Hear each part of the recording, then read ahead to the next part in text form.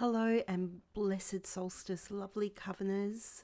I thought I would share something just with you, and that is my working altar.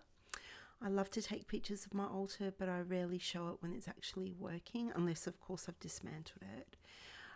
But I thought this is something special I can share just directly with you as my patrons. Okay, so the reason I want to show you this is I'll show you why and explain why I have these objects on my altar.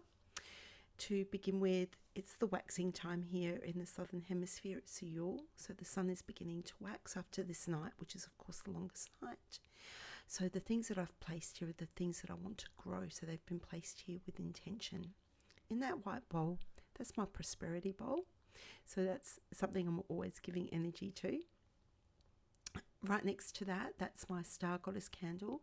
So every other candle on the altar is lit from this one. So this one is lit first, and everything else is a working candle. It just adds light to my space. Being the longest night, it's a perfect time for prophecy. So there I have my oracle deck and my tarot deck that I'm currently working with. The oracle deck is aptly named the Yule Oracle. It's fantastic, by Seasons of the Witch. Love it. Next to that is my rattle. I bought that recently from Elfame. It's just lovely. It's a Yule present to myself.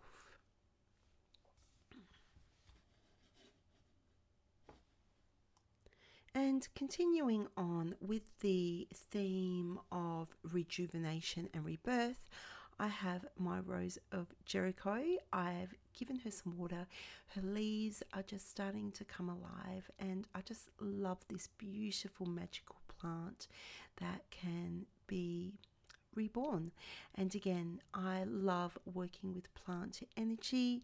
I just think they add so much depth and layering to our magic. So that's what she's doing there. She's helping me just add that energy of rebirth, creation, and growth.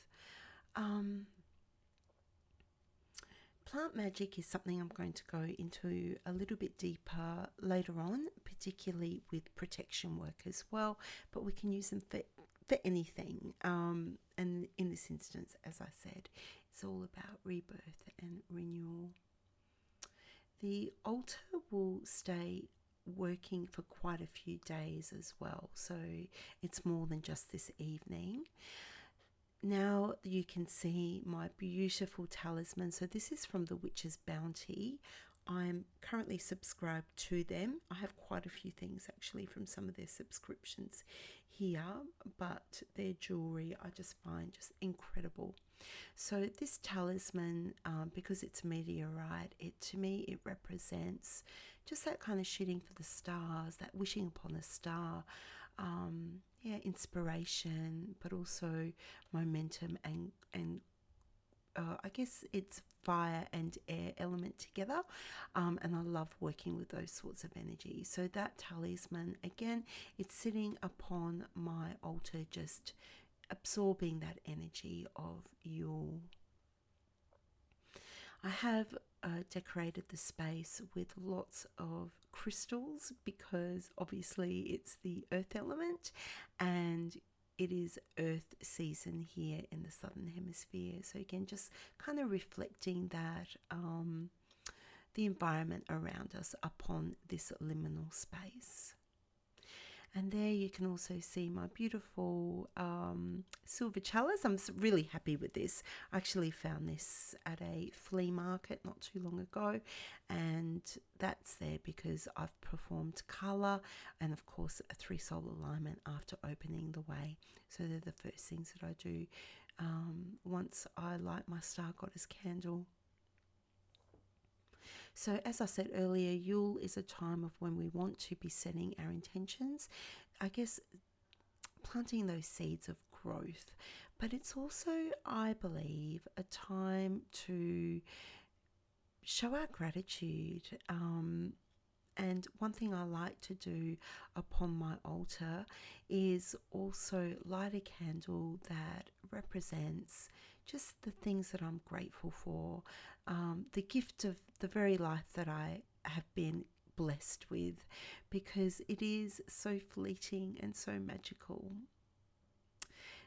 There you can also see my prosperity oil, and again just setting it upon my altar just to give it lots of energy, lots of growth, lots of chi, and lots of intention there.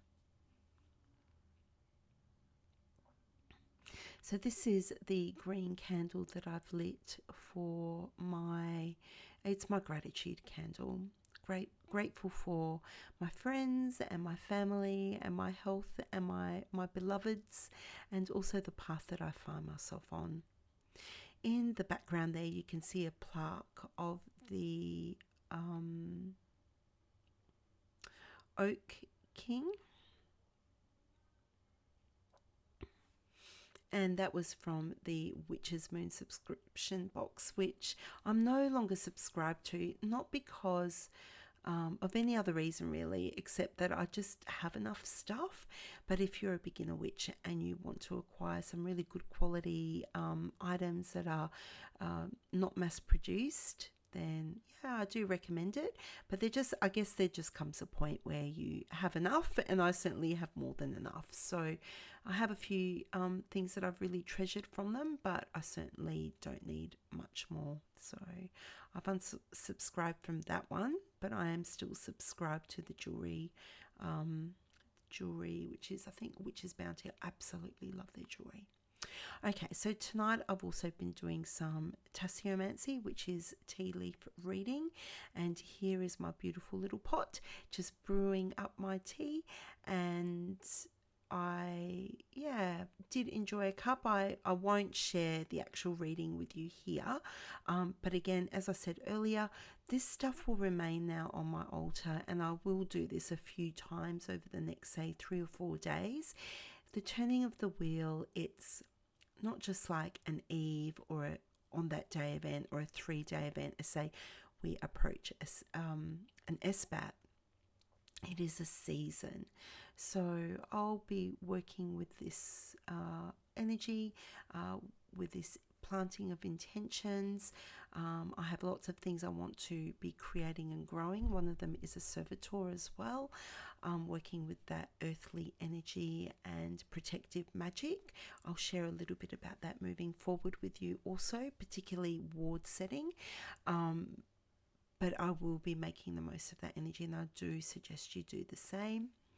Here is my beautiful teacup. This is specific just for tea leaf reading as well. I don't use it for any other purpose.